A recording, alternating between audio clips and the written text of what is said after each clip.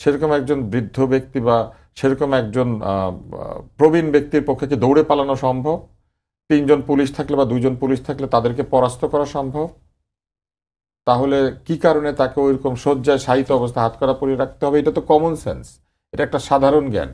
এবং সেই সাধারণ জ্ঞান যদি কাজ না করে কারো, তাহলে এনসাইক্লোপিডিয়া ব্রিটানিকাতে এই শব্দটি আছে বলে বা এই বাক্যটি আছে বলে আমি শুনেছি যে পৃথিবীর সবচেয়ে সাধারণ জ্ঞান হচ্ছে কমন সেন্স। এখন যদি এইরকম একজন দায়িত্বশীল ব্যক্তি এই কথা বলেন যে নিয়ম অনুযায়ী ডান্ডা বেরি পরিয়ে রাখতে হয়, নিয়ম অনুযায়ী হাতকড়া পরাতে হয়, কাকে? যে পালিয়ে যেতে সক্ষম তাকে। যে পালিয়ে যেতে সক্ষম না, যার এত বেশি বয়স, একজন হুইল চেয়ার রিডেন ব্যক্তি, তাকে আপনি ডান্ডা বেরি পরাবেন? উনি তো হুইল চেয়ার থেকে দাঁড়াতেই পারে না। যার পা কাজ করে না তাকে আপনি ডান্ডা বেরি পরাবেন?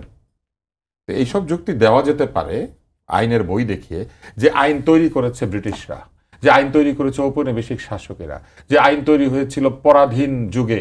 এই পেনাল কোড যে পুলিশের আছে, এটা তো ম্যাক্সিমাম যা আছে সবই তো ব্রিটিশ। এমনিতে সংবিধান ছুঁড়ে ফেলে দিতে চান, এমনিতে কালকেই সেকেন্ড রিপাবলিক তৈরি করতে চান, এমনিতে বলতে চান 2.0 3.0 নানান বয়ান দিতে থাকেন, নতুন বন্দোবস্তের কথা বলেন, কিন্তু আইন দেখানোর সময় ওই আইন দেখান যে আইন দিয়ে মানুষের উপর নির্যাতন করা যায়। এবং এই নির্যাতক স্বভাবই হচ্ছে আমাদের সরকারের স্বভাব। এই সরকার না, শুধু আমরা যত সরকার পেয়েছি নির্যাতনই হচ্ছে তাদের ক্ষমতার প্রদর্শনী।